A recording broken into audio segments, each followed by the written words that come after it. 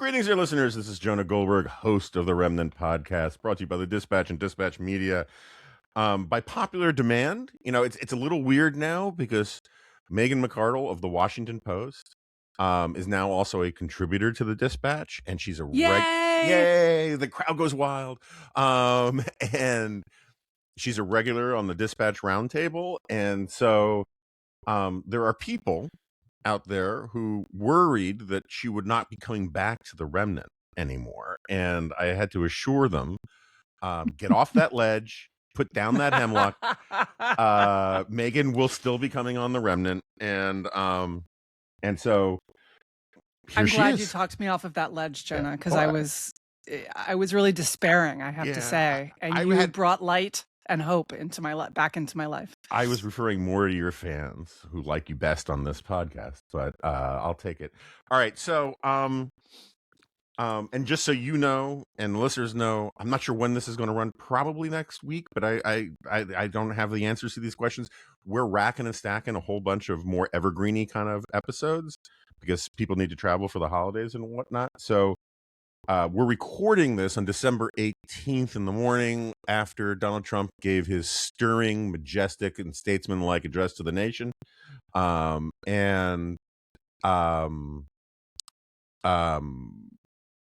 we're not going to get into too much punditry. But why don't we just sort of start with, so I have a theory about this affordability stuff. It's sort of a twofold thing. One is, I think it's not the most important thing, but the most underappreciated component of it is actually a function of the subscription economy. That there are just so many little death by 1,000 cuts, little deductions from apps, from subscriptions, from Netflix, from streaming this, from streaming that, that more than it even used to be, that so where the hell did my money go kind of feeling is more built into our economy these days. So I think that's part, again, I'm not saying it's the biggest issue, healthcare, housing, whatever is probably more important than the big picture. But I think it's one of those psychological things that people don't appreciate, how it can really vex people. And then the other thing is you and I are now old enough and wise enough and experienced enough. Well seasoned, that's right. Every few years, whenever the economy is iffy, for whatever reason, some phrase or term of analysis breaks through as the sort of summary of economic stuff and of that economic anxiety. And I think affordability is better than a bunch, but I also think that it's not necessarily all about affordability. It's just like you worry about what you can afford when you worried about whether AI is going to replace your job, even though your job isn't being replaced. You just that sense that the economy is not going right, is being played up as affordability. And I think Trump kind of has a point that he's like, this buzzword, blah, blah, blah, blah, blah. What he's missing is that it's the economic anxiety is real, even if affordability doesn't exactly capture all of it. So I'm just wondering, with all of that in mind, what do you think is going on with the economy? I think that's part of it. It's certainly true in our industry, right? We're all sitting around like, I don't know about you, but I periodically go into GPT and try to get it to make me a Megan McArdle column. Mm-hmm. And it hasn't succeeded yet to my exacting standards. But the day it does, just like, I have a bottle of whiskey put by for that purpose. It's funny. I ask it for winning Powerball numbers, and so far it's just completely failed me. Oh, fail. So that is part of it. It's that the economy in general is more uncertain. Actually, it's not even the economy. It's the world. The world feels more uncertain than it has at any time in my adult lifetime, and I include the financial crisis. Mm-hmm. That doesn't mean it feels bad. Like the financial crisis was in some ways scarier than what's happening now. Unemployment was certainly higher for one thing. But it's just that during the financial crisis, I had a pretty good idea of what the best and worst case scenarios were. The worst case scenario was the Great Depression, which was terrible, but I knew what it was. Mm-hmm. And the best case scenario was something in the neighborhood of what we got, which was we would have a bad recession and then it would end and like things would recover. Yeah, actually, that's the second. That's closer to second. But the best scenario is we basically would have gotten what we wanted with the added bonus of policymakers learning important lessons that would prevent such mistakes from happening again. That is the It would be like a rosy. very special episode of Blossom, Exactly. but for politicians. Yes. Yes. Yeah. So that I think was bad, but it wasn't like, how could this happen? What does the world look like? I don't understand this. Now this is actually a little more like 9/11 for me, where Yeah. it's like I did not think this was, I did not have this on my bingo card at all. Yeah. And so that's one piece of it. Another piece of it is that, you know, when you talk to people about inflation, they often say, well, you know, prices go up, but wages go up, and you shouldn't really care whether inflation is 3% or 2%. You heard this a lot during the aftermath of the financial crisis, up until about 2020, when we found out what inflation actually looks like, is that people said, well, you should just grow the, you know, it'll all come out in the wash. It just doesn't matter that much, and it would solve some other problems. So for listeners at home wondering how inflation can solve problems, here is why policymakers prefer some inflation to no inflation. Basically, it's because, first of all, debt is denominated. There's two main reasons. First of all, debt is usually not indexed for inflation, especially for consumers. And so having more, if you have debt problems in the economy, having somewhat more inflation eases that problem. Now, obviously, when you get to like 20, 30%, this is a cure worse than disease. But at low levels of inflation, basically it just kind of eases these frictions where people took on debt they couldn't sustain, and prevents people from ending up in bankruptcy, which is worse than a little inflation. Similarly, on the employment side, you have an employer who's got a wage bill that's no longer supported by changes in his market. For whatever reason, there was a recession, there's something else going on. If you have a little inflation, then the real value of those wages erodes in a slow way. Obviously, no one loves that. I'm in an industry where you generally get a raise by switching jobs and not in any other way. And my wages aren't indexed for inflation. So I don't love that that's the, having been at the Washington Post for 7 years, I don't love that happens, but losing a tiny bit of my purchasing power is a lot better than losing my job. Right. And so basically giving employers the ability to solve those problems with a little bit of wage erosion, rather than a lot of firings or layoffs, is generally regarded as better, and I think correctly regarded as better. Now, why does that happen? Why can't you just go to employees and say, well, we're having a bad year, I'm cutting everyone's wages 10%? Because wages and prices are sticky. And what happens when you do that is, first of all, that your best workers, your most in-demand workers, leave and go somewhere that will give them more. But also that there are huge morale effects of suddenly having a wage cut. Mm-hmm. This is why some industries that have highly variable income, Wall Street's a good example, put a lot of their pay in bonuses. Mm-hmm. Because people don't have the same feeling when their bonus isn't as high as they wanted it to be than when their wages are cut. Right. Wages and prices are what's known as sticky. And so a little bit of inflation can ease frictions. But the thing is, that's not actually smooth, right? You have people who do have, my sister works for the federal government. Her wages are indexed to inflation. You're on Social Security, that's indexed to inflation. So for those people, it really just does come out in the wash. But some people who, for example, don't have negotiating power to get a raise, just don't get a raise. Mm-hmm. And when inflation is quite high, as it was during the pandemic, right? When it's 2%, it feels a little bad, but it's not super noticeable unless your budget is so tight that there's literally no maneuvering room, right? Most people have stuff that they're just like, I'm not going to do that extra dinner out.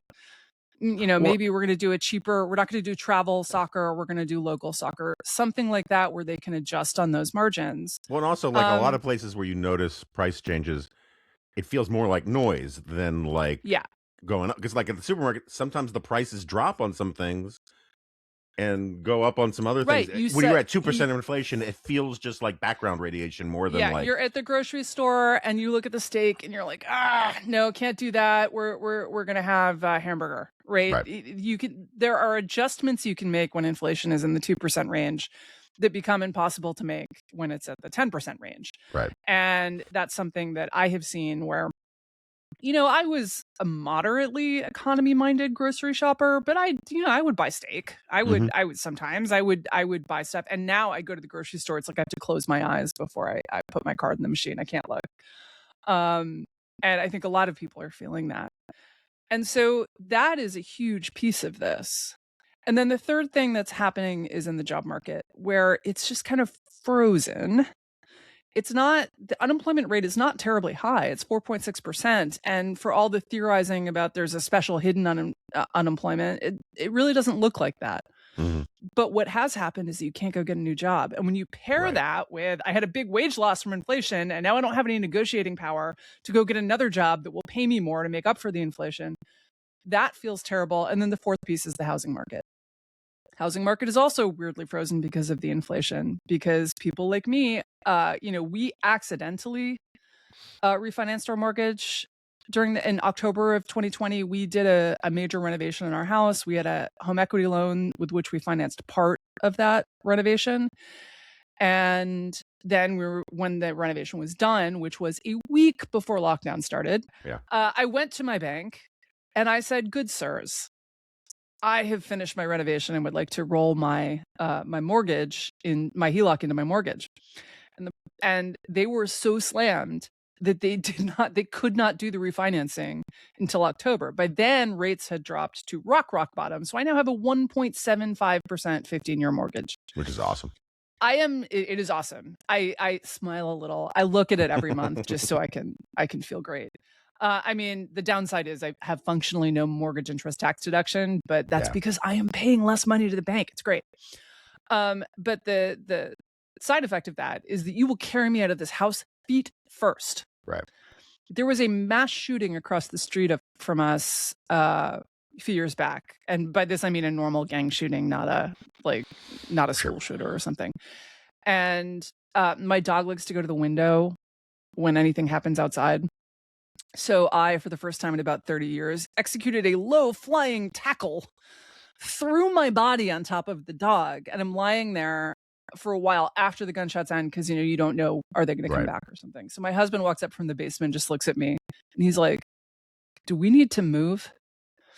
And I was like, "With a 1.75% mortgage? Are you crazy?" Like, "No, we'll put bulletproof glass in the windows." No, I did not actually say that, but that is the reality of it. Is Yeah. like, it is, because it's now died down, thank God. But there was a period where we had like 4 or 5 within 5 blocks of my house, multiple victim shootings. And in another era, we might have thought, should we look somewhere else? But we were just like, nope, we're stuck in this house. And because of that, you have this weird effect where what should be happening now as interest rates have risen is that house prices should be falling to compensate.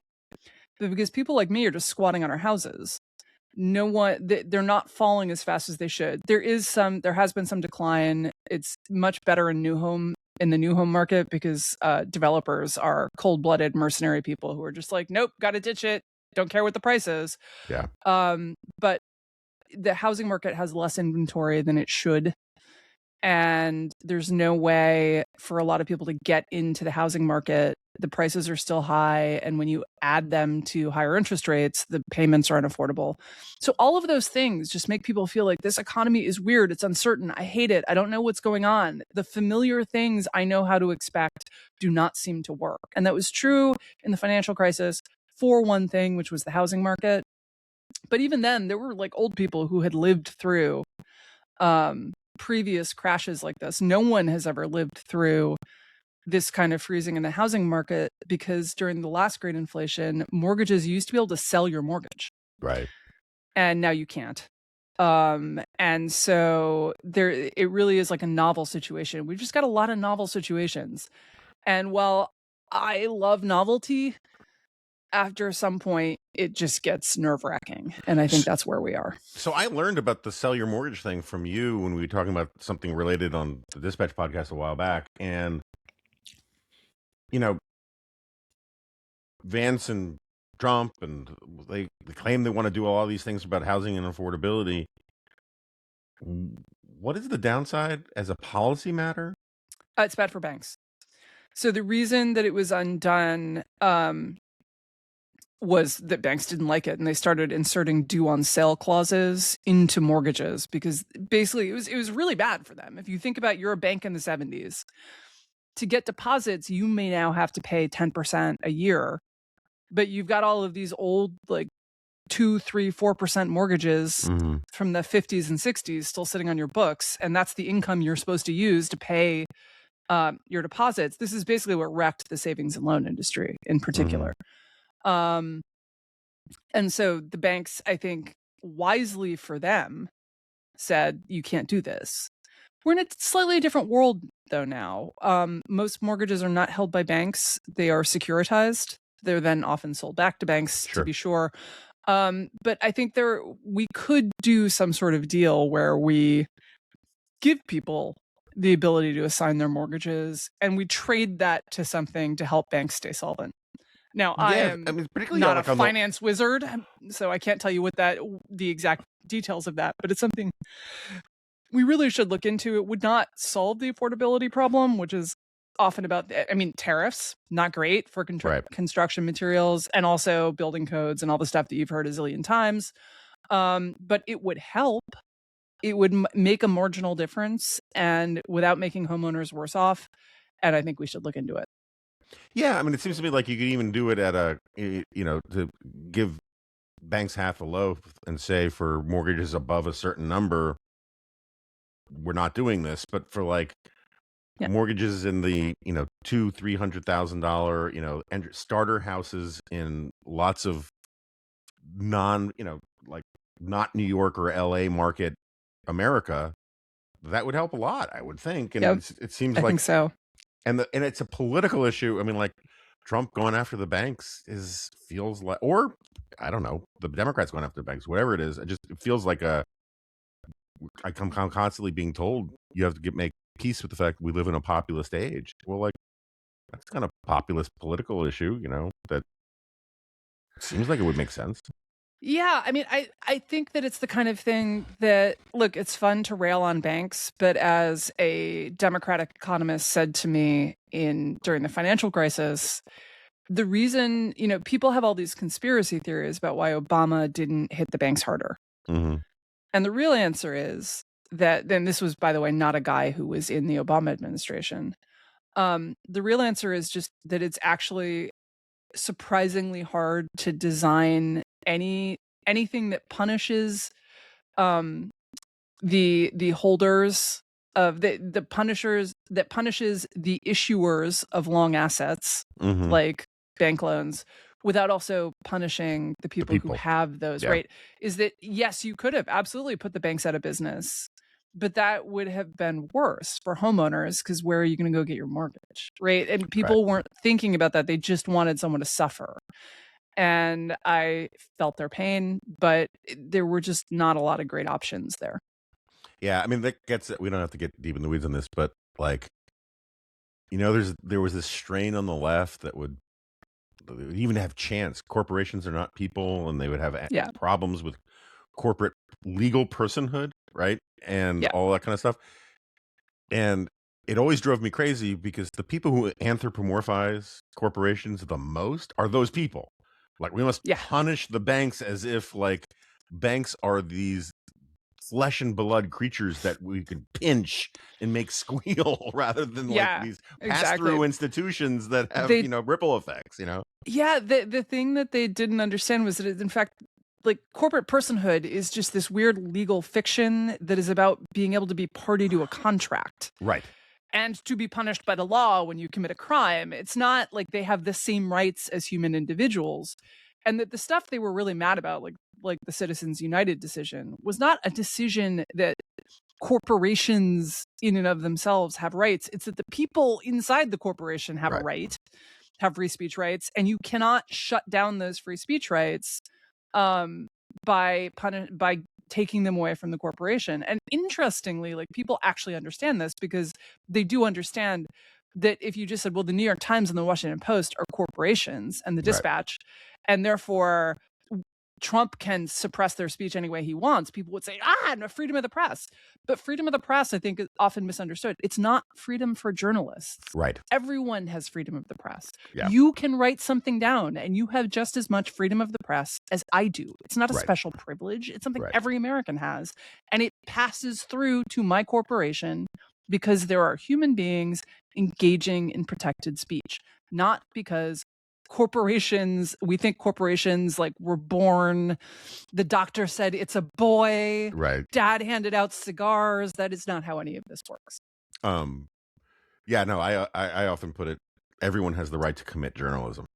And it's one of the reasons why I've always been historically so disgusted with the push from certain sort of J school types for licensing journalists. It feels like such a bad idea. I have to say, I'm still against it. I want to be really clear. Still very much against it.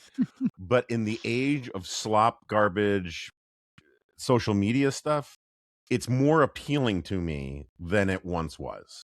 But I haven't really thought it through. Just as a procedural matter, I'm against it because it's saying some people need a license to have a constitutional right, which is ridiculous. I mean, I think there is an argument for certifying that journalists are human, if that's something people demand, but I'm not sure that's something that the market could not provide. Yeah.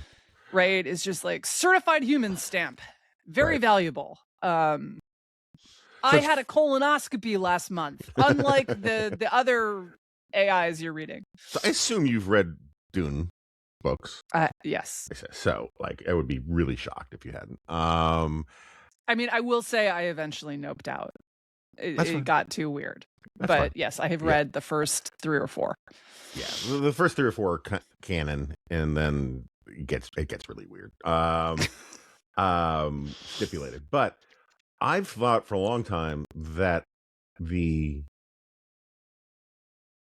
guild, not the guild, the spice traders, but like those, the special certification for doctors and for certain classes of professions that they're incorruptible, that idea is going to come back. I feel like there's going to be like a sort of there's such lack of trust in experts and stuff that some kind of new accreditation, some sort of good housekeeping seal of approval thing, but on steroids, that gets people to trust certain professionals more. I think that's coming back as a cultural thing, because I just think there's a market for it. People want signifiers to say, okay, this person's on the up and up, and they're not full of crap, and but it's not here yet.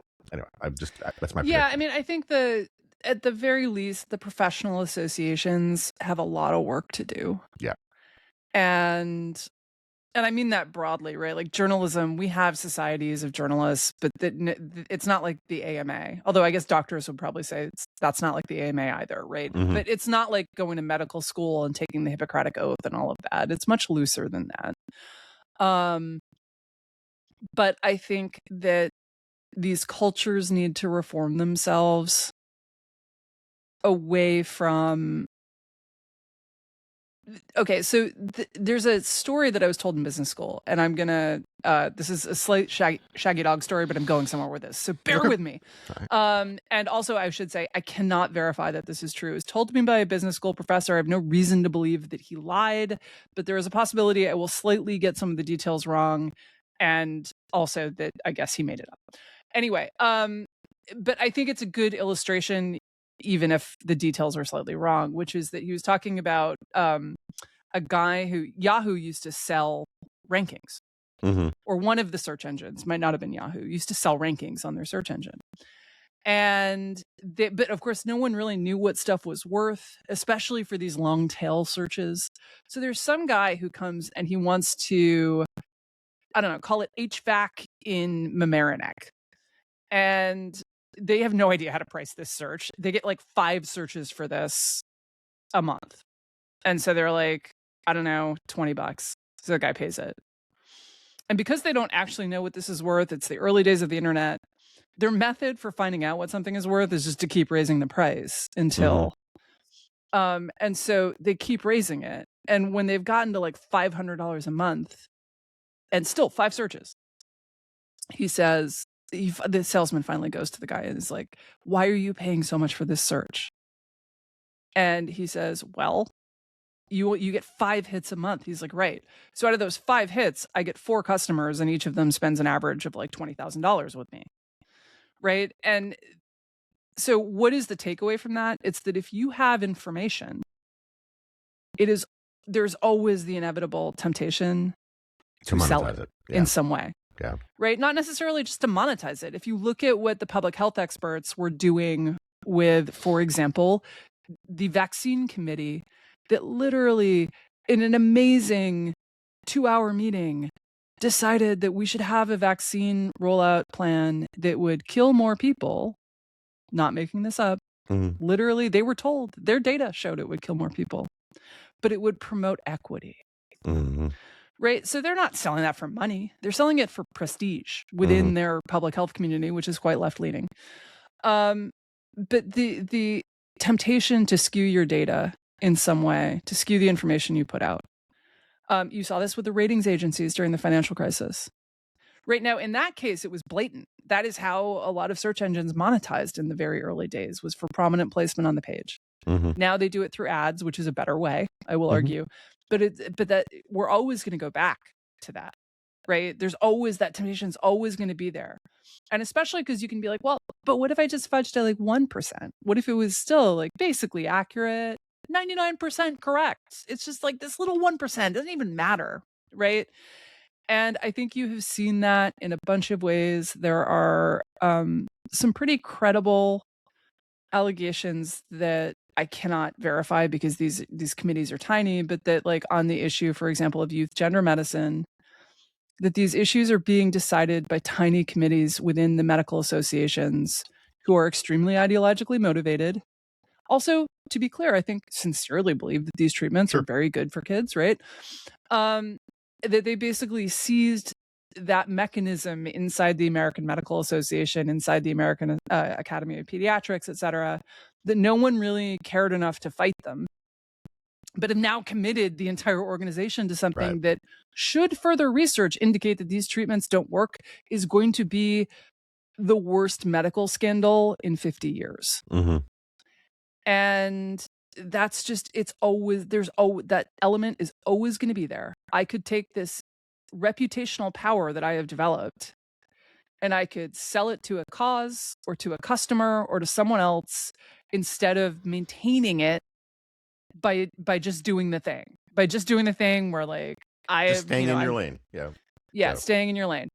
And so I think that will always be with us, this problem, but I do think that periodically when these things happen, I think a lot of institutions are going to have to spend a lot of years reinvesting and rebuilding the public trust. Public health is a big one. I think journalism is one. I think academia. All of these institutions allowed other considerations that were not, I am telling you the thing that I think is true to the best of my ability, for often like very well-motivated reasons. And it was a disaster. And I was screaming that it was a disaster the whole time. Guys, don't do this. Like, this is not going to end up where you think. And it didn't end up where they thought. And now we got a lot of work to do. I mean, that big New York Times piece about the Sierra Club's implosion is such a perfect example of, you know, the most, in some ways, the most corrupting thing for institutions is when leaders want to maintain relevance outside of their realm of expertise, right? And the Sierra Club had one job, and they're no, we have to get involved in race and equity and this and that and the other thing, and then they couldn't do the job that they were supposed to do. But I feel like I missed a great segue point a few minutes ago when we were talking about corporations having rights and whether they have rights or not. It's coming. Yeah.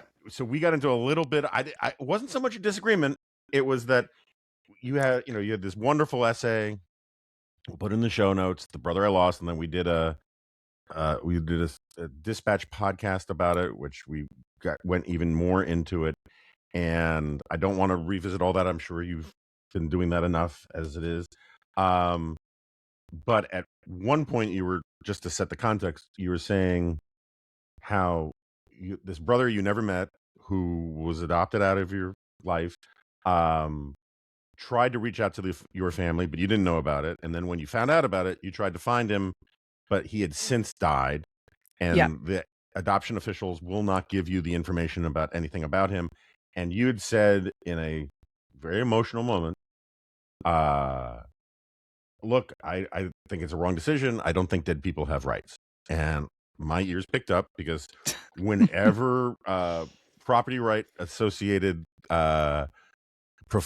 deeply principled libertarians say any group doesn't have rights, I'm like, huh, I got to think about that. And so, um, and I said, can we put a pin in it and talk about it another time? And you said, yes, absolutely. So here we are. What is your what?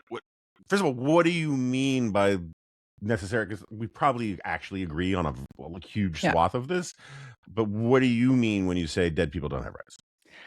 Um, that I think once you are dead, your wishes should not hold legal force anymore. Although weirdly, like, as far as I know, they didn't say, like, he then contacted the registry and said, take my name off, I don't want to meet them, right? Right, And right. I would honor that, actually. But the idea that you can't give me his name because he can't consent, like, well, but also what harm could come to him by giving me his name? Nothing. He is dead. He is beyond harm in this world. So I have long held this position that, for example, I am morally fine with a 100% estate tax. Now, I think there are prudential reasons not to have a 100% estate tax. But I think, should you get to tell everyone else what happens to your stuff after you die? You're not using it anymore. You're not here. You don't have an ongoing investment in our society, an ongoing reciprocal relationship with our society. You have left that relationship. Now, as I say, I think there are lots of prudential reasons not to do this. One is that, like, my opinion is such a violent minority, and I don't mean Hmm. we're violent. I mean, people react violently when I Yeah, yeah, say yeah. this. Yeah, I So, mean, I think you're 100% um, wrong, but I get it. yeah. Yeah. Um, and I also think, like, there are real reasons that people need to know, especially as they get older, that they are able to, that they're providing for their kids, right? They really Mhm. want that. But Also, people will I, shelter their wealth in all sorts of yeah. Well, complicated no, but I'm ways. actually fine Yeah. with, like, I'm fine with 100% estate tax, 0% gift tax. Mhm. You want to give money to your kids when you're alive? Go to town. Mhm. But, like, the idea is, like, I should get to have the use of the money when I'm alive, and also I should get to decide what happens to it when I'm dead. And, I think that there are reasons that we should maybe lean towards gifting while you're alive, rather than saying, well, once you're done with it, you can give it to the kids. I also think, when I imagine giving all of the money to the state, I don't really love what I think the Mhm. state doing with it. So, um, but I think that I think there are also kind of exceptions for ongoing family businesses where there is a stronger connection that goes beyond just, mom and dad lived in that house. Right. Well, I live in a 100 and some old year old house. Mom and dad aren't living here anymore. I am. Um, but I think that I do think we have kind of obligations to the dead, but I don't think they have rights. And I think that's actually an important distinction, right? A right is something much stronger than an obligation. I have an obligation to be nice to my spouse. Mhm. He does not have a legal right to have me be nice to him. It is something that it's a social obligation. And that is fundamentally what I mean. I am talking about legal rights and not how we treat the dead. I do believe in not speaking ill of the dead immediately after they die, in part for their survivors, and in part because it's like picking on someone who can't fight back, and it's kind of petty and childish. Um, but do I think that, for example, a lot of dead people ask someone to burn their papers when they die? Would I do that? Yes. Mhm. Would I think that someone who didn't do that should face legal penalties? Kind of not. Right? You know, you died. I'm sorry that you didn't want people to know this about you, but actually it's not going to hurt you anymore. And so it's a pretty narrow argument. Okay, so let me give you a hypothetical. Okay. Um, in a tragic kiln accident, Megan McArdle dies. Mm-hmm.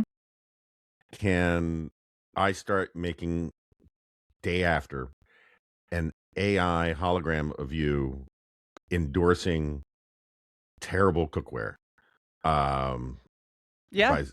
Yeah, I'm you're not fine with here. it. I mean, like, look, I'm not fine with it in the sense that you are duping consumers into buying an inferior good, Mm-hmm. right? But it's not affecting me. But I will implying, be, but we implying hope, in a your better place by endorsement, then.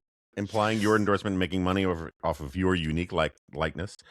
Um, do you think? Yeah, it doesn't bother me as a thing of my likeness or my legacy. It bothers me as a, like, you are doing a bad thing to consumers. Can I start writing Can we start writing at the Dispatch a column with your byline? Sure. Okay, all right, that's fine. I mean, I think you're Like, like I agree with you about the force of law. again, like, I think you should not delude your readers. It would be morally wrong Yeah, I to get that. delude your But readers like, into thinking that I am alive and writing. but you have lots of people who set up estates, right? Like the so and so estate says you cannot use the license, my likeness without licensing it from the blah blah. You think that's all nonsense? Yeah, basically. Okay, all Dead right. people, like, I just think, like, it's like you can't defame a dead person, right? Why? Because they no longer have an ongoing interest in their reputation. Yeah. I That's mean, why. I think there's a prudential reason also why you can't defame a dead person, because it would literally make writing history impossible, right? Oh, you can't Right. say bad Yeah. things about Hitler. But um I I had But you can say particular things about Hitler when he's alive, as long as they're true. I get it, right? But you get my point. Is like you can't, it's sort of like the reason why the founders put the copyright in the Constitution. It's one of the only mentions of rights in the plain text of the Constitution, is because they understood that you needed the ability to have some protections to advance science and education and all these kinds of No, things. absolutely. And I think that if you die in an untimely fashion, that the copyright term should extend out. But I actually just don't think that life of the author plus X is the right term. I think there should be a fixed term, whatever it is. We can argue about what it is. It's too long right now, I'll tell you that. But Mhm. I think 50 years would be reasonable, Yeah, right? Instead of what is it now? Life of the author plus 70 years? unless you're Mickey Um, Mouse, and then it's infinity, right? yeah, Um, basically. But but so I hear you. I guess the point I would make. All right, so going back to the brother that you lost, um, um, there's I can think of some prudential reasons. We're more Burkean than libertarian on this podcast, so we like talking about prudential things. The if you say prudential 3 times at the offices of reason, they put you in the dunk tank. But oh, I thought you were going uh, to say like an insurance salesman just pops out of a wall and um, offers you term life. the there's probably a consideration. I'm just spitballing here, is that you want to be able to make assurances to other people that you cannot violate their wishes even after death without proper authorization, right? And because I don't think it's that hard to come up with a hypothetical where somebody, for good reason, or understandable reasons, whether they're good or not is a subjective thing, um, decides, that was a mistake, me trying to reach out to them. This would be bad. I didn't realize that they were the worst people in the world, or whatever it is. I don't know. And you don't want to have the adoption people say, well, It's sort of like too late. You said spite, can't return the coat. Too late. You did this once. So now when you die, we're just going to be able to give away your information, right? I mean, there has to be, I could see how there would be a sort of expectation of consent, like culture built into this stuff. But I don't know. I mean, I don't know. I maybe that's correct, right? I'm a weirdo. I just don't care what happens after I die. Right? yeah. Like if there's something I really care about, I'm going to delete it now. Okay. Right? I'm not going to wait. You know, I mean, I just think that's I agree that's weird. I think it's weird. Like it would bother me if people went back and inserted things I didn't write into my books, even though I was dead. Right? I would like to think that there are rules and regimens and procedures that prevent um essentially defaming me after I die. And other than like my wife being an advocate for my memory or something like that, or That's my kid. an interesting hypothetical, actually. Like, Yeah. how do I feel? But I mean, actually, what happens now if you do that? If you do that to someone who's out of copyright, if you print, Out of I mean, copyright, I guess know. like there's all these self-publishing people on on Amazon who are Yeah. doing that to like Dickens and so forth. Does anything happen to you once you're outside of copyright? Outside of copyright, I don't think so. But what if you're still inside of copyright and your publisher decides, you know, that Megan McArdle book, we could probably sell another 100,000 copies if we just say we found a chapter where she explains blah blah blah blah blah, you know, how she was really a man or whatever. And so like in my scenario here, if we're allowing 100% estate tax, let's say, but or if we're not and your executor has it, your executor can do that now. Right? Yeah. Your executor can be like, yeah, sure, go ahead. I mean, you saw this actually with the Dr. Seuss Foundation where they authorized the company, the publishers to pull, I think it was 4 that was books. terrible. Yeah. I mean, right, there was some super racist stuff, but it's terrible. You know? Yeah. So your executor can already mess with what you do, right? Yeah. And this is kind of goes back to the fact we don't actually have this control. It's like the illusion of control. Yeah. It's the illusion that we can keep controlling things after we die. And so the way I think of it is this, is that like when you're here, you have a personal interest in making the world good in cutting deals that benefit everyone, right? When you're gone, you have some odd preferences that no one else shares for like, right?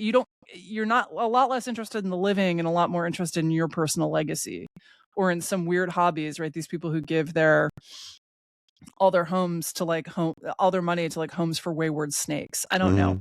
And way so to subtweet Sarah Isger. Wow. Anyway, go on. And you can't, but also you can't change with the times, right? Like, so say you think that we need more homes for wayward snakes.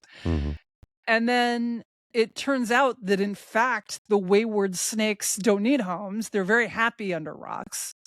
And new science has come along to show that this purpose is no longer, well, if you were alive, you'd be like, wow.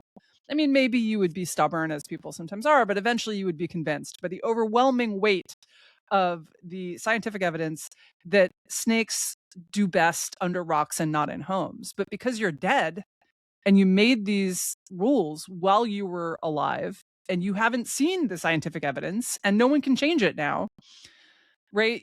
That in fact it's you can argue, as I think Burke might have, that it's a conserving force in society, that it is preventing people from moving too fast. But you can also argue, as I think Burke might have, that it's a bad force in society because it is preventing people from adapting to new conditions.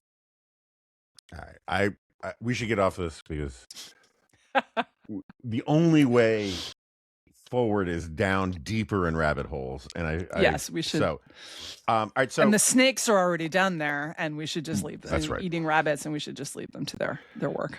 So, there are a few of us out there. You're one. I think I'm one. Scott Lincecum's definitely one. Kevin Williamson, who get really, really annoyed in the cheap, bad faith nostalgia industry these days. You had a good column of this a few months ago. And the people who think, it's interesting. I did a column a couple years ago about this. Every 10 years, there's a poll that will come out that say, I think everything was better off 50 years ago. And so it's actually just a human thing that we think that period just beyond sort of the median collective memory was better. Also, it And turns out that like if you poll people what was the best year for music, it's always when they were like 20. yeah, right. Or the golden It's age of just science fiction is 16, right? yeah. But there was a thing that came out 3 or 4 years ago about how it was better off 50 years ago, that there was less crime, and I was like, do you know any of these statistics about Yeah. what the 1970s were like? And so You and I were there at ground zero, Jonah. for sure. So this is probably particularly salient to us. And but so I've had these weird conversations with people I grew up with. So now, like we started walking to school when we were in 4th grade. I don't know what the age was for your group. You were a boy. It might have been different. You're like a year older than me, I think. But, or you're younger. I can't remember. I think I'm a little older, a couple years older. But so when I was in 4th grade, we started walking to school in a group of girls. That was the cutoff. 3rd grade, a mom walked with you. 4th grade, you walked alone. And like, we were cutting through housing projects. We saw a dead body once. And although the policeman shooed us away, so we didn't really see anything. But we did see like the police tape and like a leg. Yeah. Sort of like the Wicked Witch of the East's legs coming out from under the house, kind of, just yeah. just And enough. now no one lets their 4th grader walk to school by themselves, right? That would be insane. Yeah. And I have talked to people who grew up in New York in that era about this, because I think it's really destructive on a number of levels. It deprives kids of the ability to learn independence. Yeah. And it also makes the parents' lives hell, because now they're just like spending their whole adulthood, they're 18 years chauffeuring the kid from here to there. And I was talking to someone, and she was like, she lived in the East 60s in a very nice address. She sent her daughters to Spence.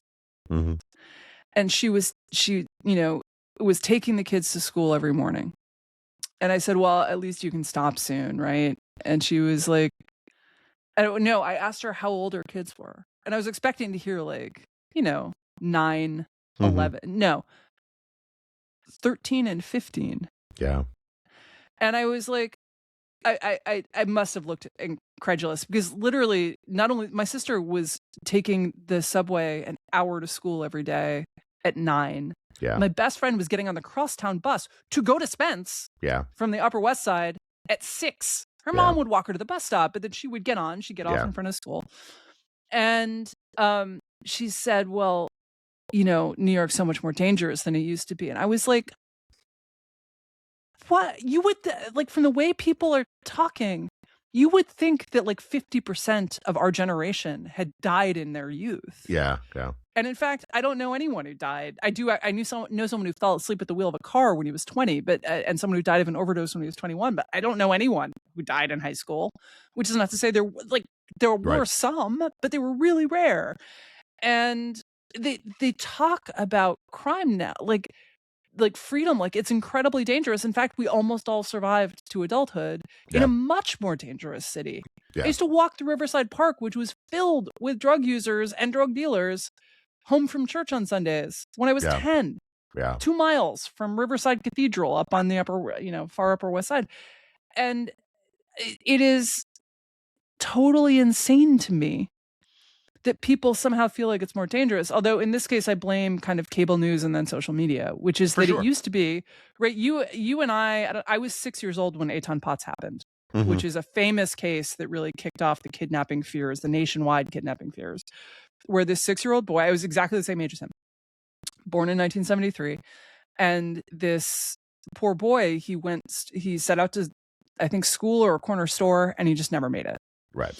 And he was killed by someone. That's what started the milk carton thing, basically. Yeah, that started the milk carton thing. There was, and I asked my mother, did that make you want to, keep me home? And she was like, no, that would have been crazy. It was one boy in a city of 8 million people, 7 million in those days. But and But now the thing is, our brains don't have that filter. We see every single one of these terrible cases that happens in the United States, and we don't know what the denominator is, right? Right. We have no sense of, well, there are 340 million people in the United States. There were 150 stranger kidnappings in the last year. This is incredibly, incredibly rare. Almost anything is more likely to happen to your kid, and a thing that is much more likely to happen to your kid is getting hit by a car while you were driving them to a zillion activities, right? Yeah. But we don't have that sense, and so we think the world is worse than it is.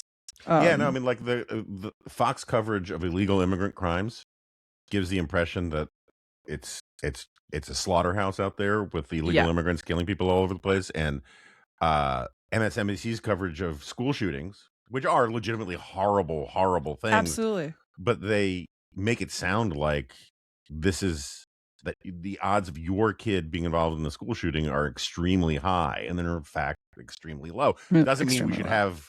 I Right. mean, I am not blasé about it. I am much more open to figuring out ways of dealing with this stuff than some of my more enthusiastic Second Amendment people friends are. But like, still, it's just a fact. It's like, right, and leave the Second Amendment aside, right? I think there are legitimate arguments on both sides. We're not going to have that argument today. What worries me more is when people do kind of deranged things to protect against this incredibly unlikely event. And one of those things is that when you talk about, well, cell phones in school aren't great, it's bad for the kids, seems it really harms their attention, etc. We can also argue about that data, but let's just assume arguendo it's correct. Parents will be like, but what if there was a school shooting and my kid couldn't call me? It's like, this is a wildfire is more likely to be a problem than a school shooting. Like an earthquake, a hurricane, almost anything is more likely than a school shooting. But because those things don't make the media, everyone's worried about this thing that's just statistically incredibly rare, which is not to say that it's not worth trying to do something about it. Again, I just think you should not be building your life around what if there's a school shooting. No, I agree with that entirely. And so I actually didn't want to get onto the violent stuff. I was bringing it up because there's this whole trend on social media of people taking pictures of Levittown, suburbia, and saying, this is what they took from us, right? Or pictures from you mentioned this in the piece you did, ads for air travel with people in suits eating steaks with a roll-up cart down the aisle, and they said, this is what they took from us, and all that. Matt Walsh, who I don't spend a lot of time thinking about, but he had a tweet where he said, it is just undeniable that in literally every regard, things have gotten worse over the last, 50, 60 years, something like that, which is, of course, preposterous. And so I find those spoken like a man who is young enough to not yet have developed a condition that is treatable by medicine developed since then. Yeah. When I see those arguments, it makes me want to run to the cornucopian corner and just say everything's going great, but everything's not going great, right? So like there are problems. Those arguments are really stupid, but they're not necessarily the right arguments. There's a lot of talk about how like there's this lost generation, these youngsters who, when I say youngsters, I mean like 18 to 30-year-olds, 35-year-olds, something like that, who have just been wee tots, who've been screwed by the economy. The average age for first home was like in the 1990s, it was like 28, and now it's like 40, right?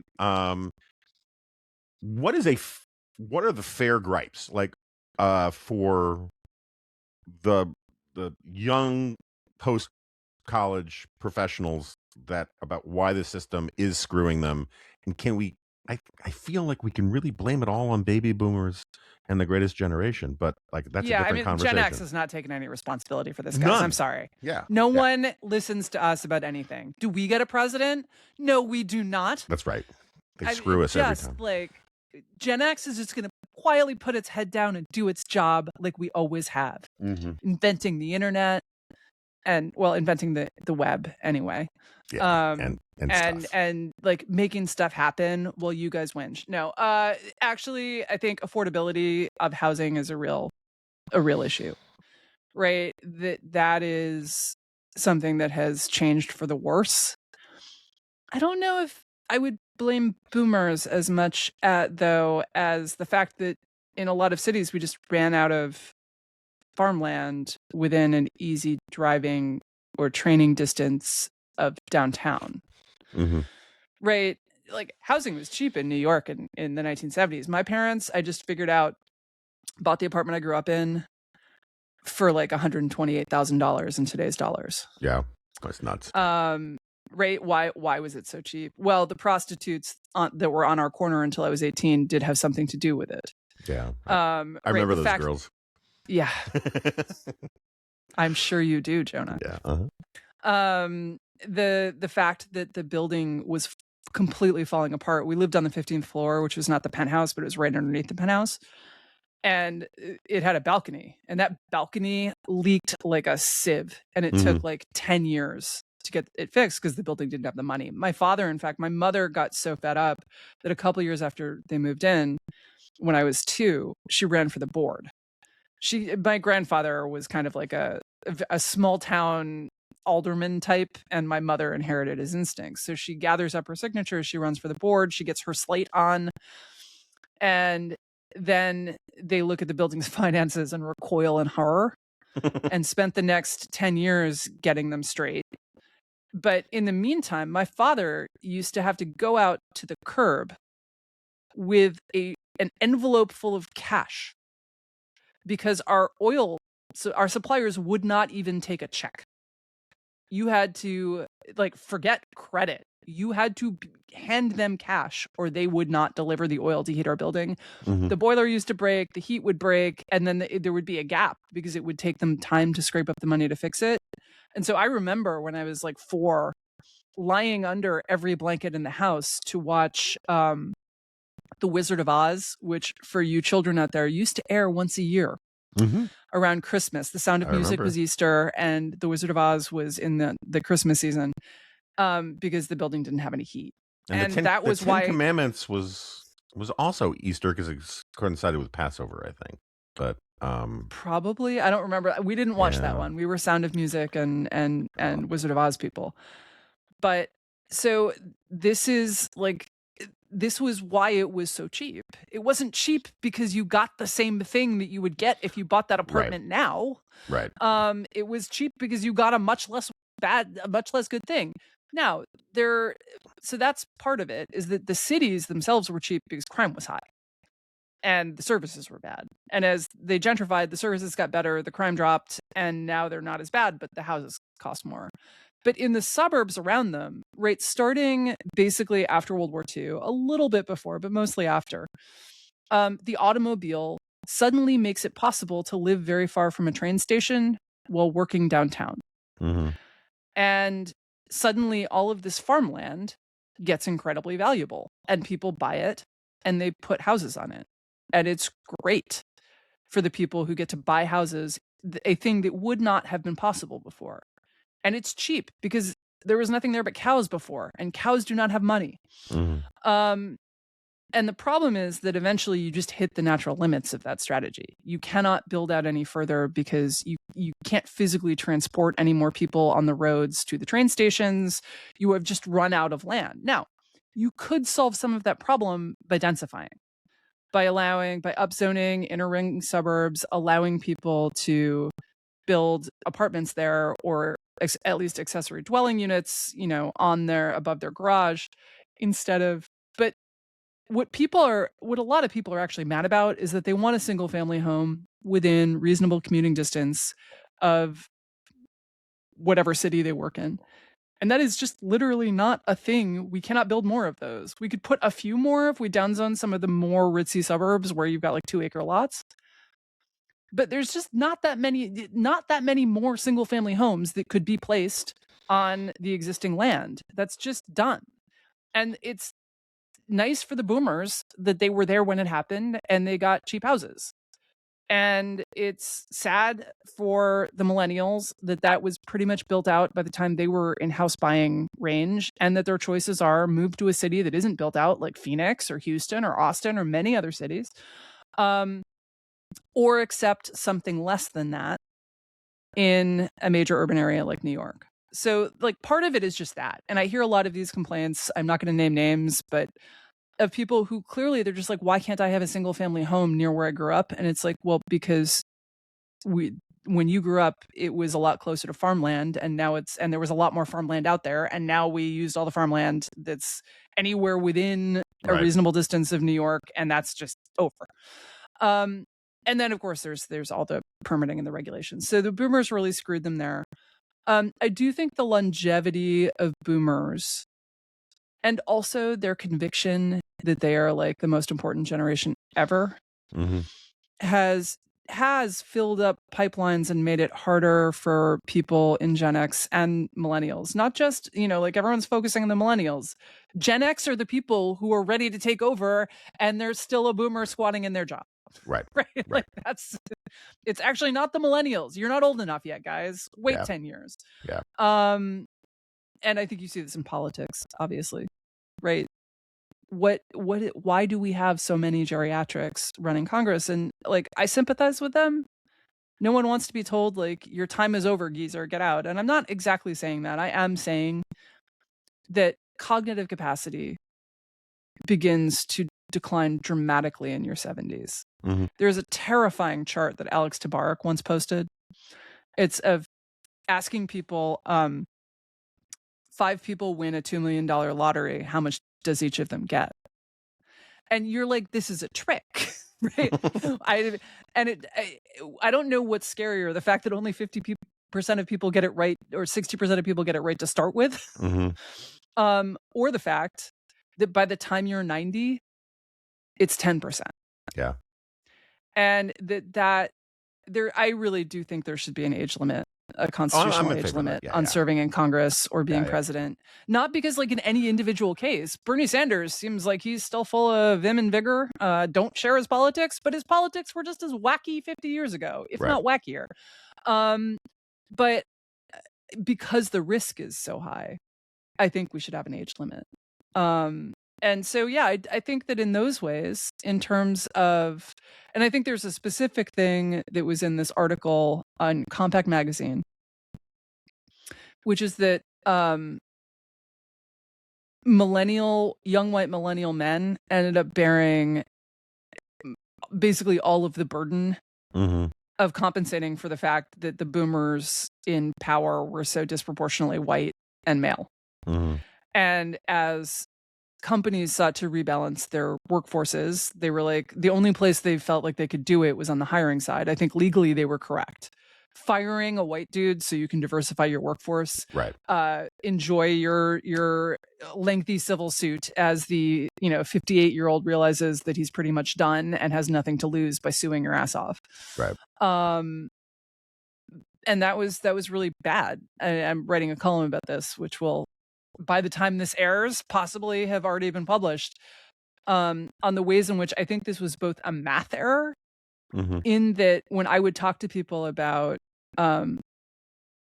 getting a workforce that looked like America in journalism, it was clear to me that what they were doing was like looking at the census numbers. But the census numbers had a lot of people who were under 18. And because immigration had made America progressively less white, people are genuinely shocked. I had a conversation with someone a few years back about a story I was thinking about writing, never did end up writing it, but one thing she said was like, well, it was about the 1950s. And she was like, well, how are you going to represent the non-white experience in this particular domain where there wasn't much of a non-white experience? I'm being somewhat vague because I don't really want to like make this person angry. Anyway, so she like, we're talking and I was like, well, and she said, you just can't write this without, representing the majority of Americans. And I was like, but in America in the 1950s was 90% white. Yeah. And I got this like, what craziness. And so I like whipped out the census, my phone, and called it the census. It was like 90% white.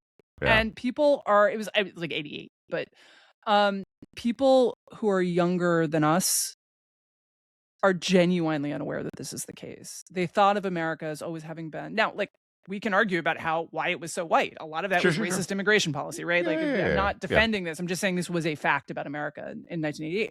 But because of that fact about America, people who were born in the 1950s, which is the leadership of many organizations right now, are going to be 88% white. Yeah. Just even if there's no racism, and of course there was racism too, but even if that weren't the case, Right. you would Right. just have mostly white people in those jobs. And people didn't grasp that. They genuinely didn't grasp that. And so they were, first of all, trying to balance towards an America like at senior levels where the people literally don't exist, right? Not that there is in no individual case a very qualified person of color who could be doing that job, Right. but where they're just mostly those people, they're a much smaller share of that age cohort. And then they were also looking at like what America looks like right now. Well, yes, a majority of Americans under 18 were not non-Hispanic whites. Sorry. That double negative was getting me in my advanced cognitive decline. But also so we don't in journalism employ 18-year-olds to write copy for us. Also, a lot of the non-white people were immigrants who do not speak English as a first language. And not only don't speak it as a first language, but acquired English as adults.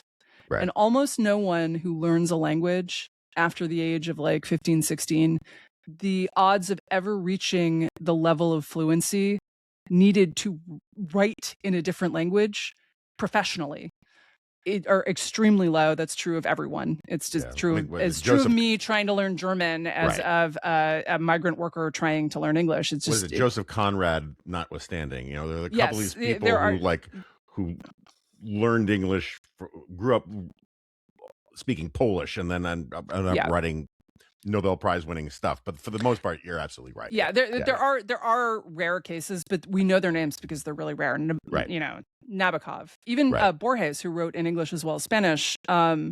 His grandmother was English. He grew up speaking it. He didn't learn it as an adult.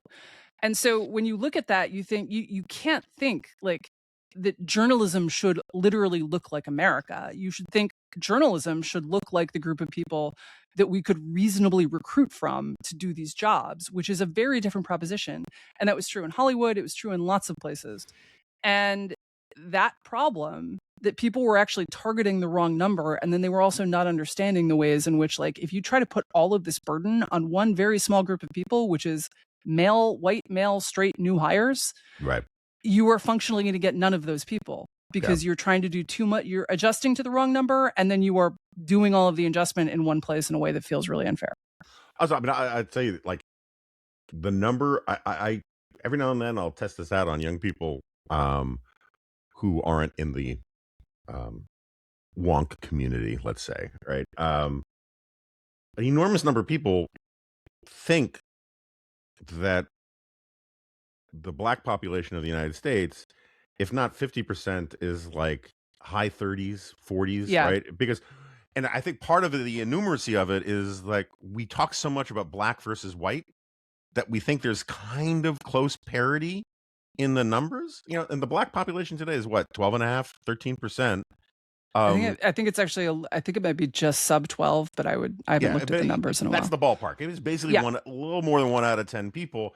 And every now and then, I won't name names either, but I remember watching a conversation on MSNBC where a black journalist was talking about how some other network only has 10% of their on-air talent as African American, making it sound like this was proof of racism. And no, that's actually proof of pretty accurate representation, and like MSNBC has shows on it where, and I don't care, right? I mean, I truly don't care, but they'll have 2 black women and CNN does this too, right? 2 black women and a white guy or a black guy, and it's fine. And they celebrate the diversity. I truly couldn't give a rat's ass.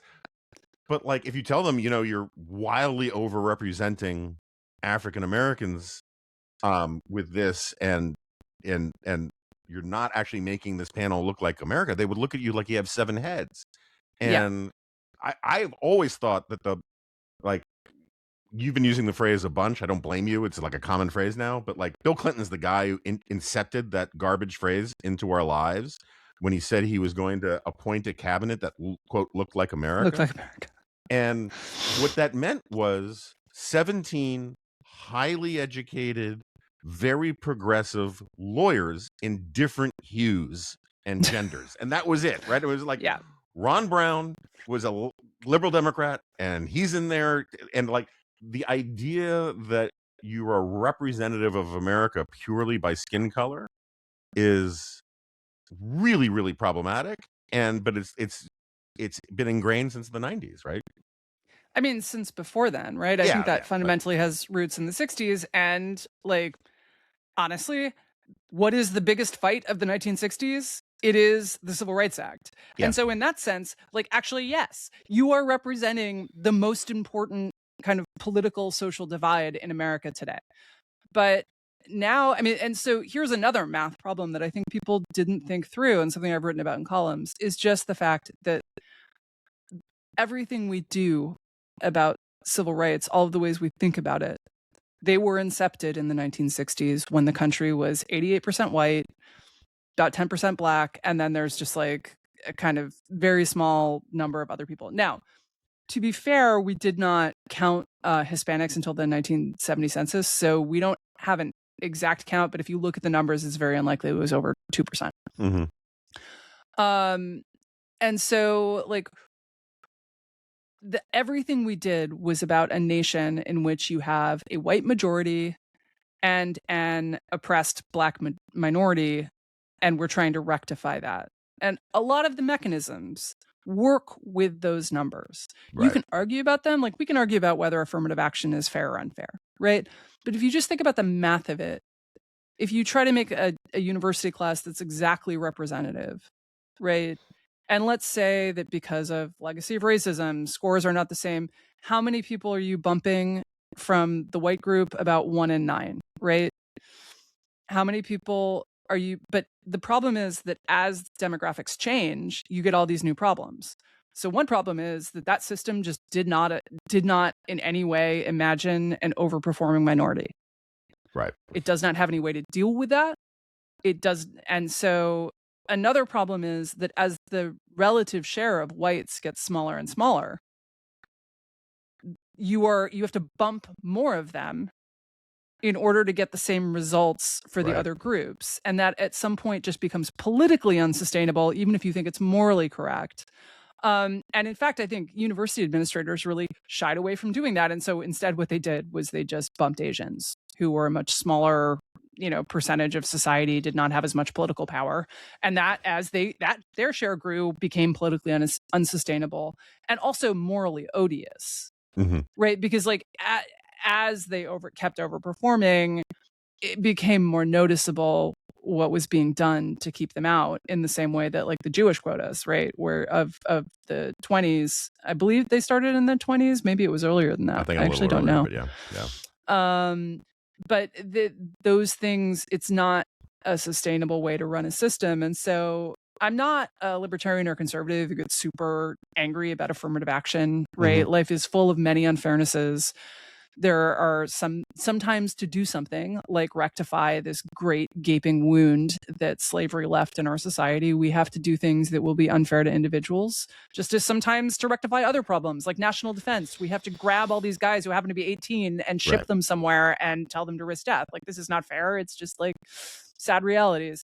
But I think that that system just broke down. And I think that liberals who thought they could preserve it were just wrong. It was going to fall apart one way or the other. There was just no way to preserve the system in the face of changing American demographics.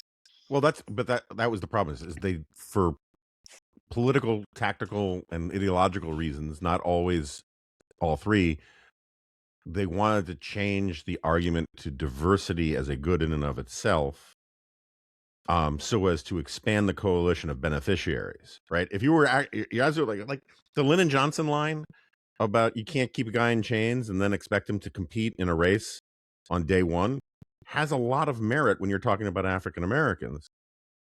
The diversity regime stuff is where you get Harvard importing well-off African kids from Africa who are like Whose parents had servants and who grew up in yeah, sons compounds of and the like, prime yeah. minister or whatever to get their racial numbers up, denying not just white American kids a place at Harvard, but black American kids Yeah. at Harvard in order to hit this sort of social justice aesthetic number of what real diversity looks like. And I think that's what made it go off the rails in a way. It might have gone off the rails in other ways if they had not done that, but like the way they did it But I contributed to will go going off the back rails. to, right, like we had this terrible problem, a thing that should never have happened, which was the enslavement of other human beings and the enshrining of that enslavement in law and even in our constitution to our eternal shame as a nation. Although we have since rectified it. Good job, guys. Um, you're going to end up doing weird kludgy things because the system itself, you're going to end up having a civil war. You're going to end up with all of these bad solutions to this hideous problem. And one of the bad solutions is that, the Civil Rights Act passes and people say, I want to be clear, no quotas. Right. But the fact is, I think there was actually among a lot of people demand for quotas. Mm-hmm. Right. They didn't want to say that. What they wanted was just magically for society to be healed and for things to look normal, like, and have a normal number of blacks doing high-end jobs. Right. And in fact, that was a much more difficult process than just saying like we've taken away discrimination. As you say, the Lyndon Johnson line has a lot of merit. But the problem was that we didn't feel comfortable being like, well, we picked this white guy and it turns out he doesn't get to go to Harvard because we need to diversify. And so instead, and because this was politically contentious, instead, when this comes up before the Supreme Court, a guy named Alan Backey sues a medical school because he was not, which had fairly explicit quotas, because he was not admitted under the white standard, but he would have been admitted under the black standard. And the Supreme Court like goes out into, the back 40, rolls around for a while wrestling with this problem. And then and actually doesn't even come to kind of a decision. Like Right. you say you can't do this, but you can do diversity, but it's not even a majority opinion. Everyone's Right. got their we got like 9 concurrences or something. But the one that held was diversity. Right. And I think it probably would have been better just to do explicit quotas, to just say like, nope, you know what?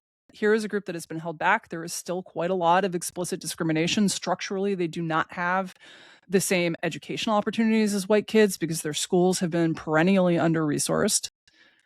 And so for this fixed period of time, we are establishing a quota that is going to rebalance that out. And in like 50 years, we're sunsetting it because we will presume that by that point, society will have now a balanced number of people in education and income groups and all the rest of it. But instead, what we got was people who were really doing quotas because there was that underlying demand. Doing this diversity fig leaf in which the fig gets increasingly ornate and ridiculous. And where you end up with saying like, oh no, we're not discriminating against Asians in order to keep our classes roughly racially balanced. It's just that Asians all have terrible personalities. I mean, right. Like, it would have been better to be like, nope, sorry, you're Asian, you're 10% of the country, you get 10% of the slots, and that's how it's going to go. It would have been more honest for one thing, but also I think it actually would have been less corrosive. It was the lying that I think was ultimately what was so corrosive about the system. Everyone is pretending they're not doing what they're doing. Everyone is lying about it all the time. Everyone is pretending not to understand that there are huge bonuses going to Black and Hispanic kids.